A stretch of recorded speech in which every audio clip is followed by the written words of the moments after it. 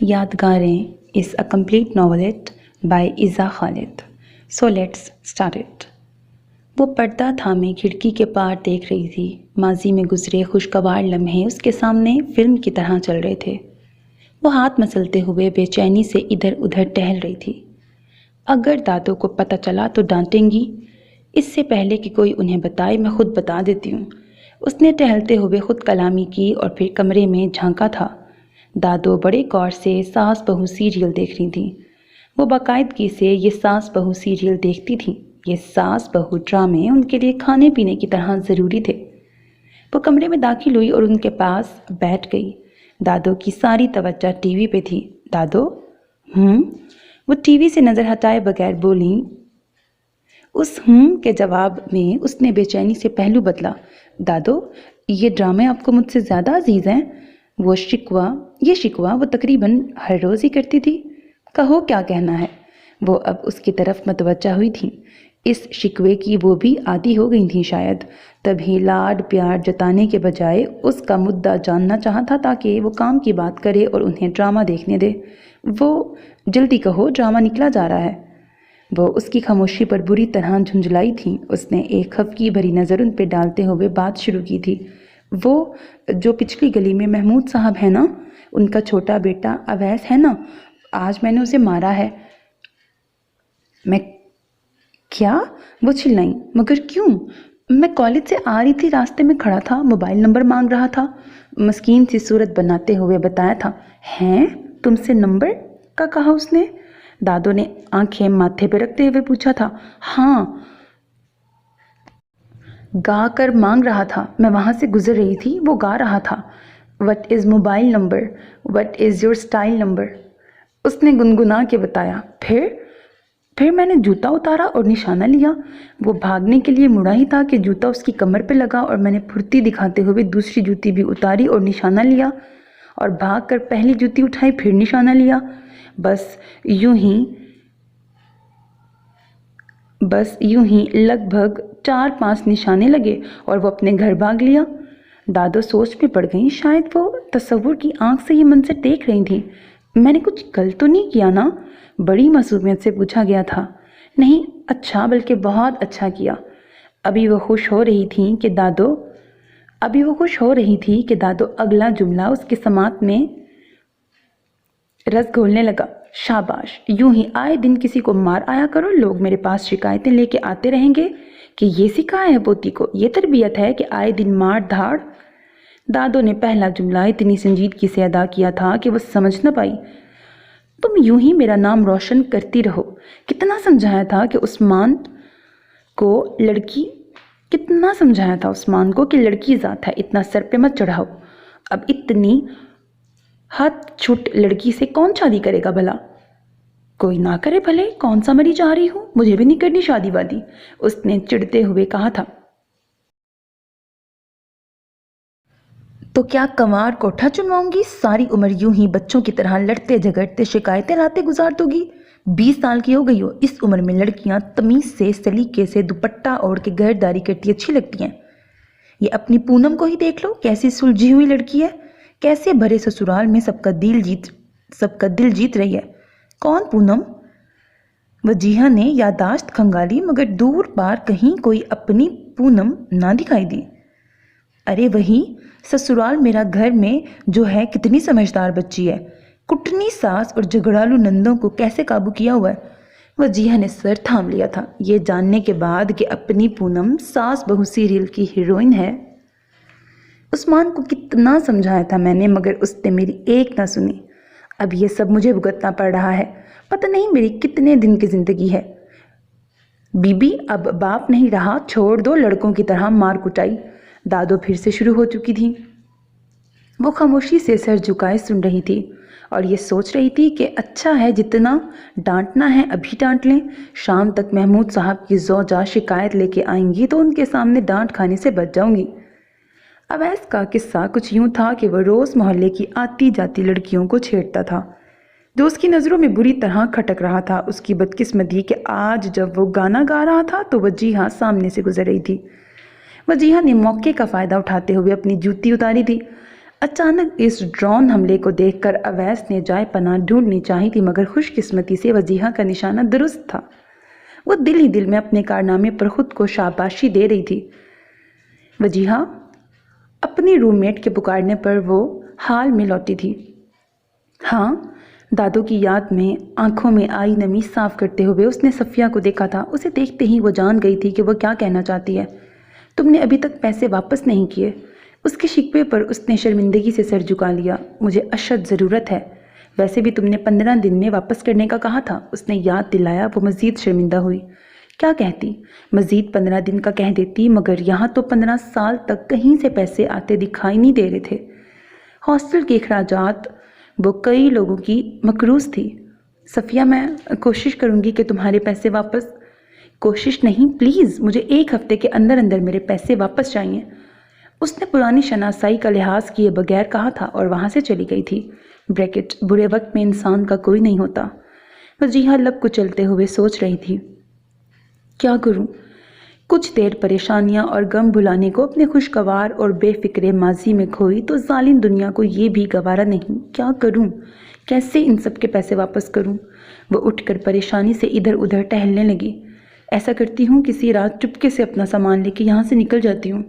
اپنے خیال پر اسے ہنسی آئی۔ یوں ہی لوگوں سے قرض لے کے بھاگتی رہوں گی، وہاں دادو ابا کو تانا دیں گی، دیکھ لے بیٹی کے کام۔ وہاں دنیا میں لوگوں کو چونا لگا رہی ہے۔ میں تو پہلے ہی کہتی تھی، لڑکی ذات ہے، اتنا سر مت چڑھاؤ۔ اس نے دادو کی نقل اتاری اور خود ہی کہا لگایا تھا، ہائے دادو، آپ اتنی جلدی کیوں چلی گئیں؟ آپ کے جانے کے بعد احساس ہو رہا ہے کہ آپ تو ٹھنڈی چھایا تھیں۔ آپ کے جانے کے بعد خوشیوں نے بھی مجھ سے ایسے منہ موڑ لیا ہے جیسے ان پرانی دوستوں نے جنہیں یہ خدشہ تھا کہ میں ان سے پیسے ادھار نہ مانگ لوں۔ کافی دیر ٹہلنے کے بعد وہ تھک کر صوفے پر ڈھہ گئی تھی۔ تمہارے پاس بس 2 ہی راستے ہیں وجیہہ عثمان، وہ خود سے مخاطب ہوئی تھی۔ یا تو خودکشی کر لو، یا پھر بھی خودکشی ہی کر لو، کیونکہ اور کوئی راستہ جو نہیں ہے۔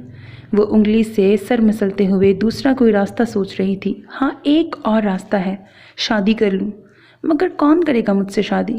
رشتہ داروں اور جاننے والوں میں تو کوئی یہ رسک لینے سے رہا۔ دادو ٹھیک ہی کہتی تھی کہ یوں لوگوں کو ماروں گی تو حد چھٹ مشہور ہو جاؤں گی۔ دادو، کاش آپ کی بات مان لی ہوتی، مگر اب پچھتائے کیا ہوت۔ کیا سوچ رہی ہو؟ فرزین کی آواز پر وہ چونکی تھی۔ سوچ رہی ہوں بینک لوٹ لوں۔ فرزین اس کی بات پر کھلکھلا کے ہنسی تھی۔ تو دیر کس بات کی ہے؟ وجیہہ نے شکوہ کنہ نظروں سے اسے دیکھا تھا۔ ہنس لو، اچھی طرح ہنس لو، اس نے جلتے کرتے ہوئے کہا تھا۔ بس ایک مرتبہ حالات ٹھیک ہونے دو، پھر دیکھنا، ایک ایک کے دانت توڑ دوں گی۔ مطلبی دنیا۔ میں تم پر نہیں، تمہاری بات پہ ہنس رہی ہوں۔ اس مشکل وقت میں بھی تمہارا سینس آف ہیومر گزب کا ہے۔ فرزین نے وضاحت کی تھی۔ آئی بڑی تعریف کرنے والی۔ 500 روپے ادھار تو دے نہیں سکتی، اس نے جلے دل سے سوچا تھا۔ کتنا سمجھایا تھا میں نے تمہیں، جاب کرتے ہوئے بہت سارا صبر اور برداشت چاہیے ہوتا ہے، مصلحت کے پیش نظر بہت کچھ سننا پڑتا ہے، مگر مجھے بچپن سے یہی سکھایا گیا ہے کہ غلط بات نہ سنو اور نہ برداشت کرو۔ تو پھر انجام دیکھ لیا نا تم نے۔ اگر تم مصلحت سے کام لیتی تو تمہاری جاب نہ جاتی۔ تمہارے غصے کی وجہ سے مینیجر نے تمہیں جاب سے نکال دیا۔ کئی دن کی بھاگ دوڑ کے بعد دوبارہ جاب ملی تو اگلے دن ہی وہاں سے بھی چھٹی ہو گئی، کیونکہ وہاں سینئر سٹاف میں اس مینیجر کا کوئی رشتہ دار تھا جس نے تمہاری شکایت کر دی تھی۔ تم نے خود اپنے پاؤں پہ کلہاڑی ماری ہے۔ اگر 1 ماہ بھی اس آفس میں ٹک کے کام کر لیتی تو… وہ رکی۔ اس مینیجر نے تمہاری پورے مہینے کی محنت بھی ہتھیار لی۔ 2 دن بھی صبر کر لیتی تو تمہیں تمہاری سیلری مل جاتی۔ اب ان چھوٹے موٹے پرائیویٹ سکولز میں جاب کر بھی لوگی تو کیا دیں گے تمہیں؟ زیادہ سے زیادہ 4-5 ہزار۔ اس میں کیا ہوگا؟ لوگوں کے قرضے واپس کرو گی یا ہاسٹل کا بل؟ زندگی یوں جذباتی ہو کہ نہیں گزاری جاتی۔ ایک بندے سے بگاڑنے کے بعد انجام دیکھ لیا۔ اس کا یوں بار بار مینیجر کا حوالہ دینے پر وہ چڑ گئی تھی۔ یہ دنیا اس مینیجر یا اس کے پھپھا کی نہیں ہے، جس کی ہے وہ مجھے اس برے وقت میں اکیلا نہیں چھوڑے گا۔ اس نے مجھ سے رزق کا وعدہ کیا ہوا ہے، مجھے بھوکا نہیں مارے گا۔ اتنے دنوں سے میرے پاس پیسے نہیں ہیں، مگر وہ کہیں نہ کہیں سے سبب بنا دیتا ہے۔ آگے بھی کوئی نہ کوئی سبب بنا دے گا۔ میں اس کی رحمت سے مایوس نہیں ہوئی ابھی۔ اور ویسے بھی میرے ابا نے مجھے سکھایا ہے کہ حالات کیسے بھی ہوں، زندگی کی آنکھوں میں آنکھیں ڈال کے جینا چاہیے، اور میں جیوں گی۔ اس کا انداز، اس کا لہجہ ایک لمحے کے لیے فرزین چونکی تھی اور کسی حد تک متاثر بھی ہوئی تھی۔ وہ مینیجر نے پیغام بھیجا ہے کہ اگر تم اس سے معافی مانگ لو تو وہ تمہیں دوبارہ جاب پہ رکھ لے گا۔ فرزین کام کی بات کی طرف آئی تھی۔ سوال ہی پیدا نہیں ہوتا، میں دوبارہ نہیں جاؤں گی۔ اس رزق سے موت اچھی جس رزق سے آتی ہو پرواز میں کوتاہی۔ لوگوں سے قرض لے کے تمہاری پرواز میں ذرا کوتاہی نہیں آتی؟ اس نے مسکراتے ہوئے طنز کیا تھا۔ یہ بڑی بڑی کتابی باتیں صرف سننے اور بولنے میں اچھی لگتی ہیں، حقیقت سے کوئی تعلق نہیں ان کا۔ کاٹ دار لہجہ، وجیہہ کا دل چاہتا اس کا منہ نوچ لے۔ میں نے پیسے ادھار لیے ہیں، کوئی چوری نہیں کی ہے، وقت آنے پہ واپس کر دوں گی۔ تم زیادہ اس مینیجر کی چمچی مت بنو۔ آخری جملے پر فرزین سنبھلی تھی۔ مجھے تو صرف تمہیں میسج دینا تھا، باقی تمہاری مرضی۔ فرزین کندھے اچکاتے ہوئے وہاں سے چل دی تھی۔ ہاں، مینیجر کی چمچی۔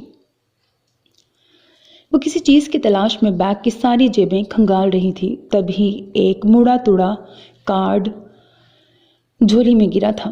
عماد انصاری کا نام پڑھتے ہی فوراً وہ ملاقات اسے یاد آئی۔ آپ ڈرامے میں کام کریں گی؟ وہ کتنا حیران ہوئی تھی۔ ایک شخص اچانک اس کے سامنے آیا تھا اور آتے ہی آفر کر دی تھی۔ نو تھینکس، اس نے فوراً انکار کر دیا تھا۔ سامنے والے کو تھوڑی مایوسی ہوئی تھی۔ یہ میرا کارڈ، جب کبھی آپ کا موڈ بنے فوراً مجھ سے رابطہ کیجیے گا۔ اسکول، کالج اور زندگی میں تو اس نے کئی ڈرامے کیے تھے، مگر اسکرین پہ آنے کا اس کا کوئی ارادہ نہیں تھا، اس لیے وہ کارڈ موڑ توڑ کر بیگ کی کسی جیب میں ڈال دیا تھا۔ مگر آج اس کارڈ کو دیکھ کر اس کی آنکھیں چمک اٹھی تھیں۔ وہ کارڈ اس وقت اسے امید کی آخری کرن لگا تھا۔ عماد انصاری صاحب کہاں ملیں گے؟ عماد انصاری سے فون پہ بات کی تھی تو اس نے اپنے آفس بلایا تھا۔ اب یہاں آ تو گئی تھی مگر سمجھ میں نہیں آ رہا تھا کس طرف جائے۔ تبھی سامنے سے آتے شخص سے پوچھا تھا۔ اس نے پہلے تو اس کا سر تاپا جائزہ لیا اور پھر دائیں طرف بنے کیبن کی طرف اشارہ کر دیا۔ کیا میں اندر آ سکتی ہوں؟ دروازہ کھٹکھٹانے کے بعد اس نے ادھ کھلے دروازے سے اندر جھانک کر اجازت طلب کی۔ یس۔ السلام علیکم، میں وجیہہ عثمان ہوں، ہماری فون پہ بات ہوئی تھی۔ جی جی مجھے یاد ہے۔ عماد انصاری نے بات کاٹتے ہوئے اسے سامنے رکھی کرسی پہ بیٹھنے کا اشارہ کیا۔ کرسی پہ بیٹھتے ہوئے اس نے دائیں طرف رکھی کرسی پہ بیٹھے شخص کو دیکھا۔ وہ مشہور و معروف اداکار سمیر جہاں زیب تھا، جس کی نظر اس کے چہرے پر ہی تھی۔ اسے لگا اس کے یوں چونکنے پر وہ محظوظ ہوا ہے۔ سمیر، یہ ہے وہ جس کے بارے میں نے تمہیں بتایا تھا۔ انہیں پہلی نظر دیکھتے ہی مجھے لگا تھا کہ فریال کا کردار انہی کے لیے بنا ہے۔ میں جب اسکرپٹ پڑھتا ہوں اس کا چہرہ ہی میری نظروں کے سامنے آ جاتا ہے۔ ان کا چہرہ ہی میری نظروں کے سامنے آ جاتا ہے۔ یہی وجہ ہے کہ کسی دوسری ہیروئن کے لیے میرا دل نہیں مان رہا۔ سمیر جہاں زیب کی ایکس رے کرتی نظریں عماد انصاری نے چائے کا آرڈر دیا تھا، جبکہ وجیہہ صبر کے گھونٹ پی کے رہ گئی۔ دیکھنے میں تو ٹھیک ہے، پر ایکٹنگ بھی آتی ہے کہ نہیں؟ اس کا انداز وجیہہ کو بالکل اچھا نہیں لگا۔ آپ سے تو اچھی ہی کر لیتی ہوں۔ 20-25 سال سے ڈرامہ انڈسٹری پہ قبضہ جمایا ہوا ہے، ہر دوسرے ڈرامے میں ہیرو۔ اللہ اللہ کرنے کی عمر میں سر پر خضاب لگا کر نوجوان لڑکیوں کے ساتھ۔ وجیہہ، آپ کو بہت محنت کرنی پڑے گی، کیونکہ آپ ڈرامہ انڈسٹری کے صف اول کے ہیرو کے ساتھ ہیروئن آئیں گی، اور ایسا گولڈن چانس بہت کم لوگوں کو ملتا ہے کہ پہلا ڈرامہ ہی اتنی بڑی کاسٹ کے ساتھ۔ لوگ خواب دیکھتے ہیں ہمارے ساتھ کام کرنے کے۔ وجیہہ خاموشی سے اس کی وہ باتیں سن رہی تھی جن میں اسے ذرا دلچسپی نہیں تھی۔ اس نے ایک پیپر اس کی طرف پڑھایا تھا۔ یہ ایک سچویشن آپ کو دی گئی ہے، یہ ڈائلاگز بول کے دکھائیں۔ وجیہہ نے ایک نظر کاغذ پہ ڈالی اور پھر عماد انصاری کے ایکشن کہتے ہی شروع ہو گئی تھی۔ عماد انصاری اور سمیر جہانگیر کی آنکھوں میں چمک تھی، وہ دونوں متاثر ہوئے بغیر نہ رہ سکے تھے۔ بہت خوب۔ عماد نے تالی بجا کر اسے سراہا تھا، جبکہ سمیر جہاں زیب بڑے غور سے اسے دیکھ رہا تھا۔ اس کی مجبوری دیکھتے ہوئے عماد انصاری نے اسے پیش کی رقم ادا کر دی تھی۔ وہ خوش تھی۔ آج جاتے ہی سب کی طبیعت صاف کر دوں گی۔ کانٹریکٹ پہ سائن کرتے ہوئے اس نے سوچا تھا، دادو آپ ہوتی تو پتہ نہیں کیا رد عمل ہوتا آپ کا، مگر آپ ہوتی تو یہ نوبت ہی نہ آتی۔ وہ کچھ پوچھنے کے لیے عماد انصاری کے آفس کی طرف آئی تھی۔ ادھ کھلے دروازے سے آتی آواز سن کر اس کے قدم تھم گئے تھے۔ سمیر جہاں زیب مصنف کو کہانی میں رد و بدل کرنے کا کہہ رہا تھا۔ یہ سینز ایڈ کرنے کے بعد اسکرپٹ مزید جاندار ہو جائے گی، سمیر جہانگیر نے کہا تھا۔ ویسے میرا خیال ہے اس کی ضرورت تو نہیں تھی، مگر مصنف کے چہرے پر معنی خیز مسکراہٹ تھی۔ سمیر اس ڈرامے کا ہیرو ہی نہیں بلکہ پروڈیوسر بھی تھا۔ وہ اپنے ڈراموں میں مرکزی کردار خود ہی ادا کرتا تھا۔ سمیر اسے سین نمبر 14 دوبارہ لکھنے کا کہہ رہا تھا۔ اس کی ہدایات سن کر وجیہہ کے تن بدن میں آگ لگ گئی تھی۔ اس کی نظروں کے سامنے سمیر جہاں زیب کے کچھ ڈرامے گھوم گئے تھے جس میں وہ اپنے سے آدھی عمر کی لڑکیوں کے ساتھ رومانٹک سین کرتا نظر آتا تھا۔ اسی لیے اس نے ڈرامے کی کہانی بڑے غور سے سنی تھی۔ عماد انصاری ان دونوں کی گفتگو دلچسپی سے سن رہا تھا، بیچ میں ایک آدھ چٹکلا چھوڑ دیتا۔ تو یہ ہے آپ لوگوں کا اصل چہرہ، عماد انصاری گھبرایا۔ وجیہہ دروازے کے بیچوں بیچ کھڑی تھی۔ اپنی عمر دیکھیے سمیر جہاں زیب صاحب، اللہ اللہ کرنے کی عمر ہے اور آپ ہیروئن کے ساتھ رومانٹک سین لکھوا رہے ہیں۔ وجیہہ آپ غلط سمجھ رہے ہیں۔ عماد انصاری اپنی کرسی سے اٹھا تھا اور بات سنبھالنی چاہی تھی، مگر تب تک سمیر جہاں زیب بھڑک اٹھا تھا۔ یو بریکٹ گالی دی تھی، تم ہو کیا چیز؟ تمہیں جانتا کون ہے؟ 2 ٹکے کی لڑکی، ہمارا احسان مانو کہ تمہیں ڈائریکٹ ہیروئن کا رول دے دیا ہے۔ تم جیسی مڈل کلاس سوچ کو عزت راس نہیں۔ زبان سنبھال کے بات کرو بڈھے گھسٹ، بالوں پہ خضاب لگانے سے تم جوان نہیں بن جاؤ گے، لعنت بھیجتی ہوں تم پہ۔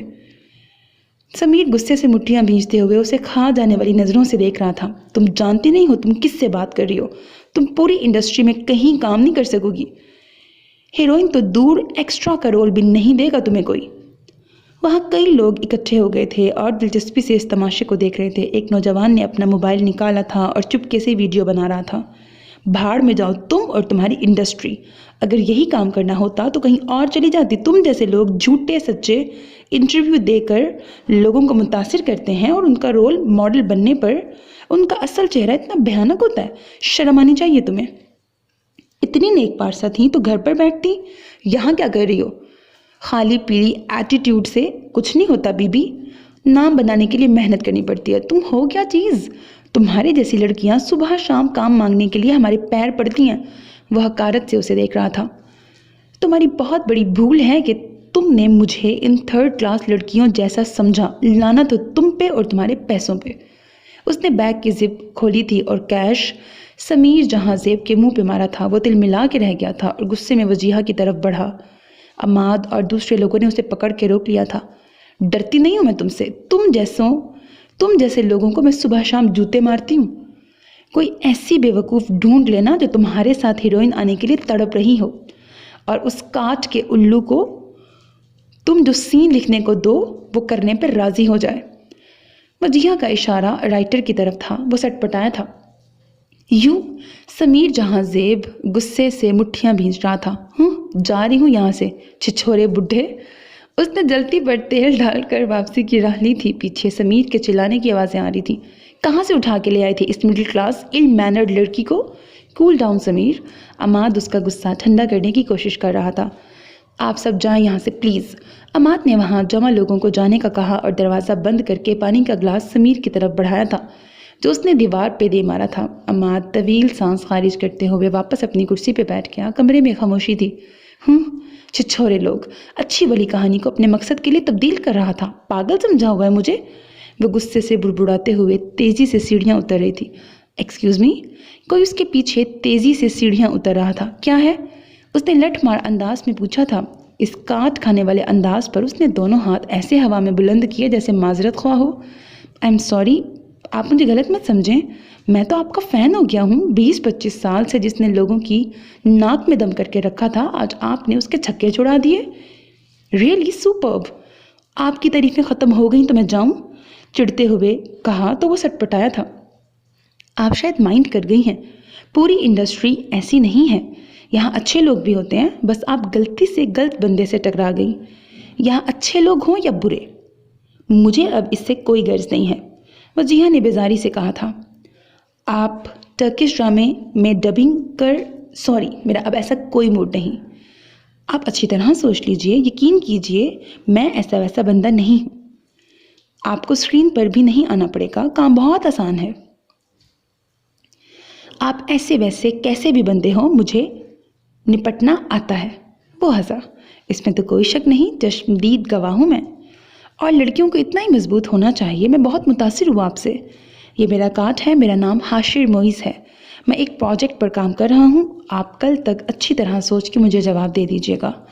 حاشر نے اپنا کارڈ اس کی طرف بڑھایا تھا۔ جس کردار کے لیے آپ کو کہہ رہا ہوں وہ زیادہ لمبا نہیں، کم ہی سین ہے۔ اوکے، پر میں ایڈوانس لوں گی۔ وجیہہ نے دو ٹوک بات کی تھی۔ حاشر نے اس بات میں سر ہلایا تھا۔ خوشی سے اس کی بانچھیں کھل گئیں۔ وجیہہ راضی ہو گئی تھی۔ وہ دیوار سے ٹیک لگائے مسکراتے ہوئے اسے جاتا دیکھ رہا تھا۔ او مائی گاڈ، ہاں ہاں کیا لڑکی ہے یار، سرمد نے ویڈیو دیکھ کے کہا لگایا تھا۔ سمیر جہاں زیب کو دن میں تارے دکھا دیے، اگر یہ ویڈیو انٹرنیٹ پہ اپلوڈ کر دی نا تو سمیر جیتے جی مر جائے گا، اس کی عزت کا فالودہ بن جائے گا۔ سرمد نے ہنستے ہوئے اسے مشورہ دیا تھا۔ نہیں یار، میرا ایسا کوئی موڈ نہیں ہے، یہ تو میں نے تمہیں دکھانے کے لیے بنا لی تھی۔ بہت اچھا کیا، اور تم بتا رہے تھے کہ تم نے اسے اپنے ساتھ کام کرنے کی آفر کی ہے۔ سرمد نے شربت کا گلاس اٹھاتے ہوئے حاشر سے پوچھا تھا۔ ہاں شکر ہے وہ مان گئی ہے۔ پتہ ہے میں نے سویرا سے بات کی تھی اور اس نے مجھے ڈیٹس بھی دے دی تھی، مگر اسے دیکھنے کے بعد میرا دل چاہا کہ وہ میرے ساتھ کام کرے، میں اس سے دوبارہ ملوں۔ سرمد نے بڑے غور سے اسے دیکھا تھا کہ کہیں وہ مذاق تو نہیں کر رہا، مگر وہ سنجیدہ تھا۔ او بھائی مخلصانہ مشورہ دوں آپ کو؟ او بھائی مخلصانہ مشورہ دوں گا آپ کو کہ یا تو اس دل کو سمجھا لیجئے یا پھر اس پہ فاتحہ پڑھ لیجئے۔ اس ویڈیو کو دیکھنے کے بعد یہ اندازہ ہو جاتا ہے کہ اس سے اظہار محبت کے بعد تمہارا کیا حال ہوگا۔ سمیر کا حال دیکھ لیا نا؟ سرمد نے اسے خبردار کیا تھا۔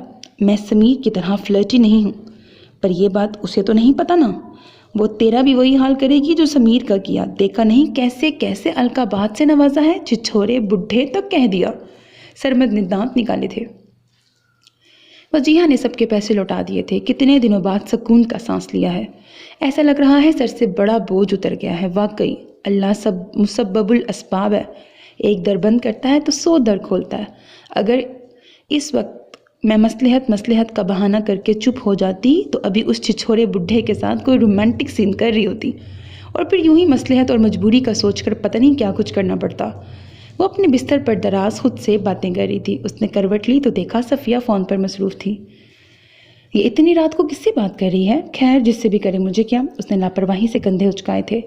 ویسے آج اندازہ ہو گیا ہے دنیا مطلب کی ہے، لوگ تب تک ہی آپ سے مسکرا کے باتیں کرتے ہیں جب تک آپ کے پاس پیسے ہوں۔ آج کیسے سب بچھی بچھی جا رہی ہیں، دوگلی مطلبی دنیا۔ تم جاگ رہی ہو؟ صفیہ نے فون سرہانے رکھتے ہوئے اس سے پوچھا۔ ہاں، تمہیں پتہ ہے فرزین کی انگیجمنٹ ہو گئی ہے؟ اچھا، کب؟ اسے حیرت ہوئی تھی۔ اسے تو کسی نے بتایا ہی نہیں تھا۔ تمہیں نہیں پتا؟ کل اس نے اس خوشی میں سب کو آئس کریم بھی کھلائی تھی۔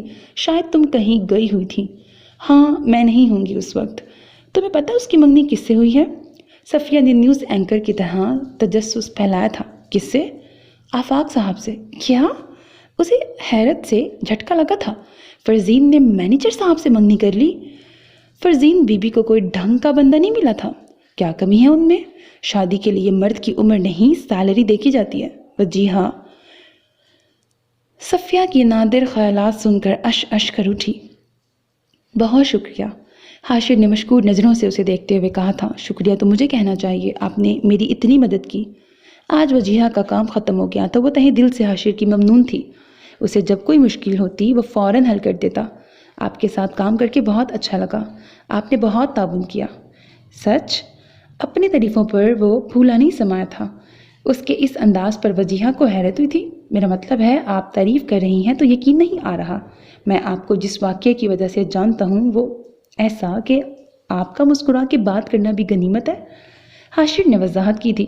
مجھے تب تک غصہ نہیں آتا جب تک کوئی غلط بات نہ کرے۔ بلا وجہ کبھی کسی نے غلط بات کر دی تو پھر میں جوتا اتارنے میں دیر نہیں کرتی۔ یہ بھی نہیں دیکھتی کہ سامنے والا کون ہے، یہ بھی نہیں دیکھتی کہ سامنے کون ہے۔ وجیہہ نے اپنے کالج کے 2-4 قصے بھی سنا دیے تھے۔ حاشر بڑی دلچسپی سے سن رہا تھا۔ وہ تینوں آگے آگے تھے اور میں ان کے پیچھے۔ ڈر کے ایسا بھاگے کہ دوبارہ کبھی میرے راستے میں نظر نہیں آئے۔ گھر آ کر ابا کو بتایا تو وہ بہت ہنسے، جبکہ دادو کی نصیحتیں ختم نہ ہوتی تھیں۔ دادو یہ چاہتی تھی کہ میں بھی عام لڑکیوں کی طرح بن جاؤں، جبکہ ابا نے کبھی ان کی حمایت نہ کی۔ وہ مجھے عام ڈری سہمی لڑکی نہیں بنانا چاہتے تھے جو زندگی میں قدم قدم پر سہارے ڈھونڈے۔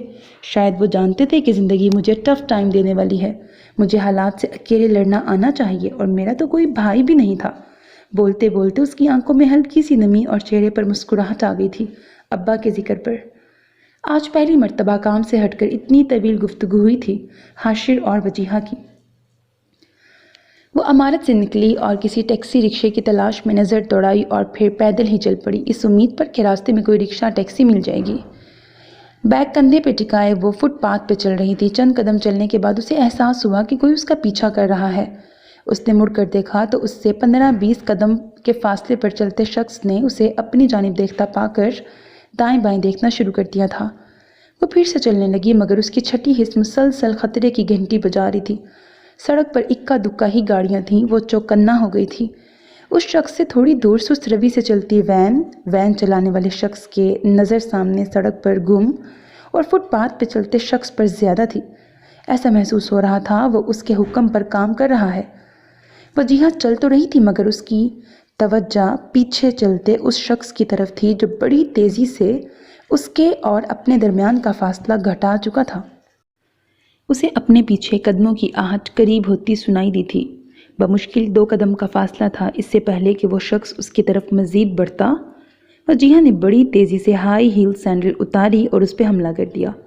وہ اس کے لیے تیار نہیں تھا، اس کے تو وہم و گمان میں بھی نہیں تھا کہ اسے اس صورتحال کا سامنا کرنا پڑے گا۔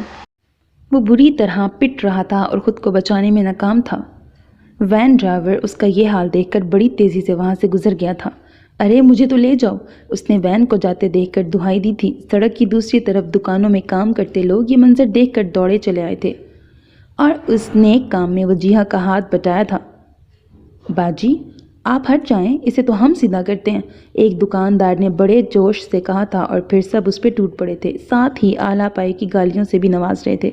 شرم نہیں آئی؟ گھر میں ماں بہنیں نہیں ہیں کیا؟ تم لوگوں نے ہی شریف عورتوں کا جینا حرام کر رکھا ہے۔ میں نے کچھ نہیں کیا، میں تو اپنے راستے پہ جا رہا تھا، انہیں غلط فہمی ہوئی ہے، میں شریف آدمی ہوں۔ اس نے ٹوٹے پھوٹے لفظ بولتے ہوئے صفائی دینے کی کوشش کی۔ جانتے ہیں تجھ جیسے شریفوں کو راہ چلتی لڑکیوں کو چھیڑتے ہیں، میں نے نہیں چھیڑا، وہ خود کو بچاتے ہوئے چلایا تھا۔ ایک منٹ، وجیہہ کی آواز پر سب لوگ تھم گئے تھے۔ بتاؤ کیوں پیچھا کر رہے تھے میرا؟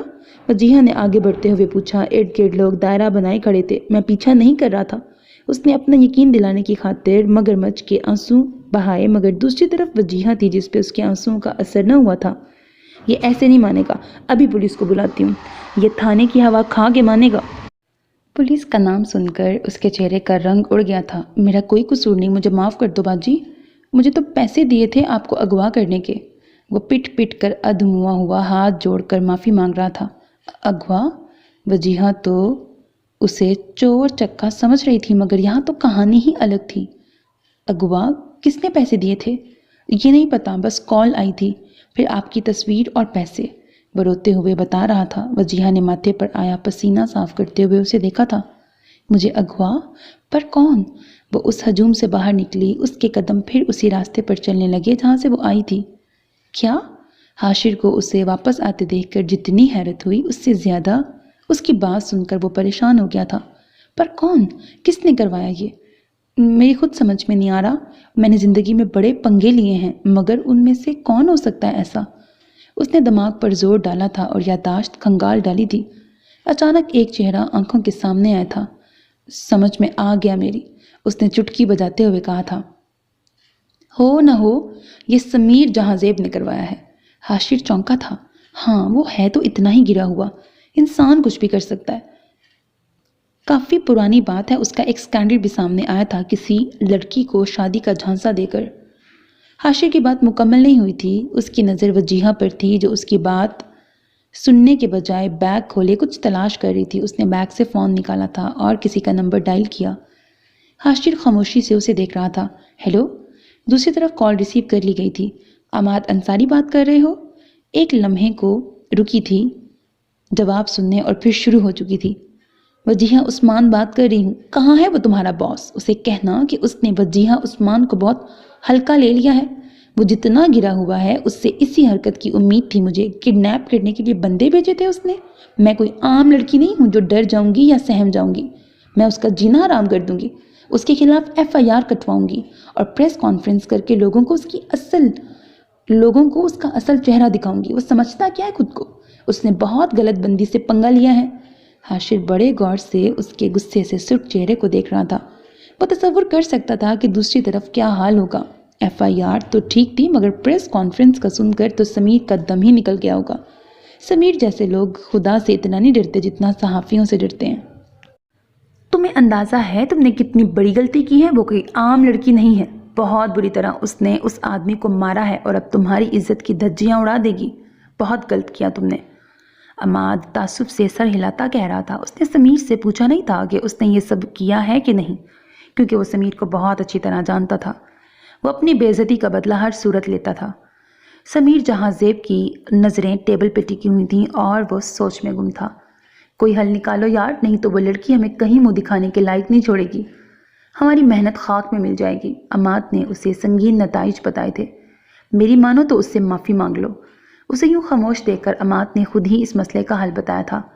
سمیر جہازیب نے جھٹکے سے سر اٹھایا تھا۔ میں اس سے معافی مانگوں؟ میں جس نے سالوں محنت کر کے انڈسٹری میں اپنا نام بنایا ہے، وہ اس 2 ٹکے کی لڑکی سے معافی مانگے؟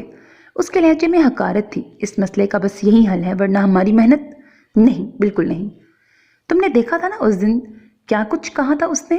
آج بھی لوگوں کی مزیکا خیز نظروں کا سامنا کرنا پڑتا ہے مجھے۔ میں اس سے اس بے عزتی کا بدلہ ضرور لوں گا۔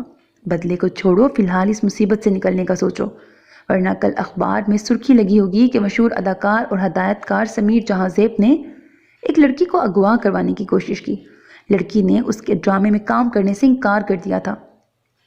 جانتے نہیں ہو ان صحافیوں کو رائی کا پہاڑ بنا دیتے ہیں، اور یہاں تو پہاڑ پہلے ہی موجود ہے۔ ہر کوئی اپنی مرضی کی کہانی گھڑے گا، ایسے ایسے الزامات لگیں گے جو تم نے کبھی سوچے بھی نہیں ہوں گے۔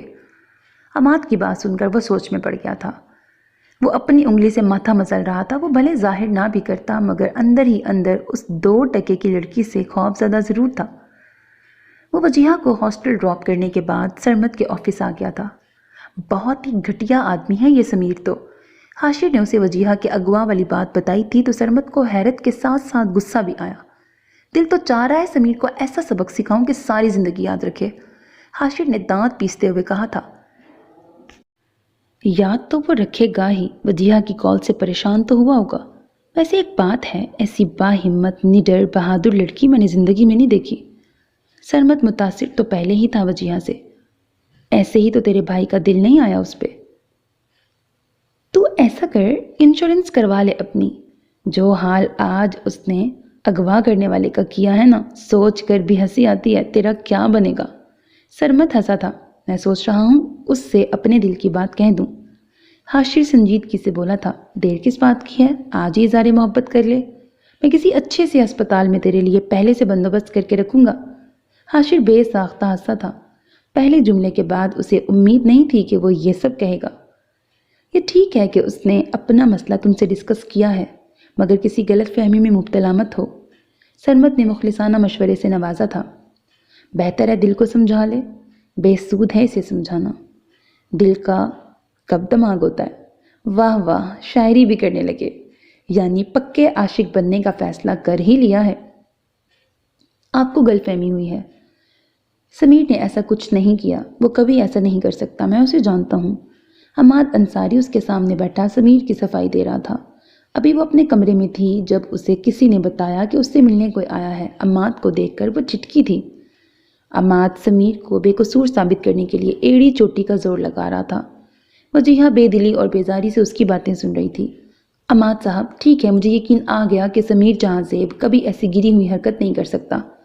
وہ بہت نیک اور شریف آدمی ہے۔ وجیہہ نے چبا چبا کے الفاظ ادا کیے تھے۔ عماد نے بے یقینی سے اسے دیکھا تھا۔ اس نے اتنی جلدی اس کی باتوں پر یقین کر لیا؟ اسے شدید حیرت ہوئی تھی۔ اب آپ اتنا بھاگتے دوڑتے یہاں آئے ہیں، بلکہ بھیجے گئے ہیں، تو یقیناً سمیر صاحب کا اس سب سے کوئی تعلق نہیں ہے۔ وجیہہ کے چہرے پر استہزائیہ مسکراہٹ تھی۔ جو ہو گیا وہ میں معاف کرتی ہوں، مگر سمیر سے کہیے گا آئندہ اگر ایسی حرکت کی تو نتائج کا ذمہ دار وہ خود ہوگا۔ وجیہہ کی بات سن کر اسے سانپ سونگھ گیا تھا۔ وہ بہت دیر بعد کچھ بولنے کے قابل ہوا تھا۔ میں ایک سیریل کے لیے آپ کو کاسٹ کرنا چاہتا ہوں۔ ہیروئن ایک مذہبی لڑکی ہوگی۔ آپ کو زیادہ مسئلہ؟ عماد نے جلدی سے اس کردار کی تفصیل بیان کی تھی۔ سوری، میرا اب ڈرامہ میں کام کرنے کا بالکل موڈ نہیں ہے۔ آپ سوچ کر بھی یہی جواب ہوگا میرا۔ وجیہہ نے 2 ٹوک جواب دیا تھا۔ عماد نے مایوسی سے اسے دیکھا اور واپس جانے کے لیے اٹھ کھڑا ہوا تھا۔ مجھے کچھ ضروری بات کرنی تھی۔ حاشر نے بہت سوچنے کے بعد اس سے بات کرنے کا فیصلہ کر لیا تھا۔ ہاں کہیے۔ وجیہہ نے سوالیہ نظروں سے اسے دیکھتے ہوئے کہا تھا۔ حاشر کچھ دیر خاموشی سے جملے ترتیب دیتا رہا۔ وہ حاشر کے ساتھ نئے پروجیکٹ پہ کام کرنے جا رہی تھی۔ کل حاشر کی کال آئی تو اس نے اسے آفس بلایا تھا۔ وہ وجیہہ حیرت سے اسے دیکھ رہی تھی۔ ایسی کیا بات تھی جو وہ یوں ہچکچا رہا تھا؟ میری بات کا پلیز غلط مطلب مت لینا، میں سنجیدہ ہوں۔ میں سمجھی نہیں۔ وجیہہ کی سمجھ میں نہیں آیا وہ یہ کیوں کہہ رہا ہے۔ وہ مجھ سے شادی کرو گی؟ جی؟ وجیہہ حیرت اور بے یقینی سے اسے دیکھ رہی تھی۔ اس لمحے حاشر کو اپنے دل کی رفتار کم ہوتی محسوس ہوئی تھی۔ ایک لمحے کو اسے لگا تھا کہ غصے میں اس کے آفس کا سارا سامان توڑ دے گی، اس کا سر پھوڑ دے گی اور کانٹریکٹ پر 4 حرف بیچ کر وہاں سے چلی جائے گی۔ کچھ دیر گزری تھی، وہ خاموش تھی۔ اس کی نظریں ٹیبل پہ تھیں۔ حاشر اس کے جواب کا بے چینی سے منتظر تھا۔ میں سوچ کے بتاؤں گی۔ وہ بیگ کندھے سے ٹکاتے ہوئے کھڑی ہو گئی تھی۔ اوکے، حاشر نے طویل سانس بھرتے ہوئے کہا تھا۔ یہ بھی شکر ہے کہ وجیہہ کو غصہ نہیں آیا، ورنہ اس کے رد عمل کا سوچ سوچ کے وہ تھوڑا خوف زدہ تھا۔ یعنی اس کا جواب ہاں میں بھی ہو سکتا ہے۔ دل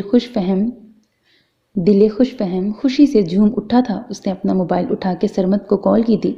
میں نے وجیہہ کو پرپوز کر دیا۔ سر پہ کتنے ٹانکے آئے پھر؟ اس نے سوچ کر جواب دینے کا کہا ہے۔ حاشر نے اس کے سوال کو نظر انداز کرتے ہوئے کہا تھا۔ کیا؟ سرمد کو خوشگوار حیرت ہوئی تھی۔ پھر تو پیش کی مبارکباد۔ تمہاری نیا پار لگتی ہوئی نظر آ رہی ہے مجھے، تمہارے منہ میں گھی شکر۔ حاشر نے خوشی سے کہا تھا۔ آپ مجھ سے شادی کیوں کرنا چاہتے ہیں؟ وہ ملازم کو کافی کا کہہ کر پلٹا ہی تھا جب وجیہہ کے سوال پر اس نے حیرت سے اسے دیکھا تھا۔ میرا مطلب یہ ہے کہ جب ہم کسی کو پرپوز کرتے ہیں تو کوئی نہ کوئی خوبی جس کی وجہ سے وجیہہ نے اپنا سوال واضح کیا تھا۔ سچ تو یہ ہے کہ مجھے محسوس ہوا کہ مجھے تم سے محبت ہو گئی ہے اور مجھے لگا کہ اظہار محبت سے بہتر ہے ڈائریکٹ پرپوز کر دیا جائے، کیونکہ کب کہاں آپ کا دماغ کلٹی ہو جائے کچھ پتہ نہیں۔ آخری جملے پر وہ مسکرایا تھا اور خوف زدہ ہونے کی اداکاری کی تھی۔ وجیہہ کے تاثرات دیکھ کر وہ پھر سے سنجیدہ ہوا اور بات جاری رکھی۔ تمہاری صاف گوئی، ہمت اور بہادری نے مجھے بہت متاثر کیا۔ میرا خیال ہے ہر لڑکی کو تمہاری طرح مضبوط ہونا چاہیے۔ اسے وقت اور حالات سے لڑنا آنا چاہیے۔ اس کا کردار اتنا مضبوط ہو کہ کوئی بھی اس کی مجبوری سے فائدہ نہ اٹھا سکے۔ پہلی ملاقات میں میں صرف متاثر ہوا تھا کہ تم نے کیسے سمیر جہاں زیب جیسے شخص کو سبق سکھایا، حالانکہ تمہیں پیسوں کی اشد ضرورت تھی اور تم ایڈوانس لے چکی تھی، مگر تم نے پیسے اس کے منہ پہ دے مارے۔ میں بہت متاثر ہوا تھا تم سے۔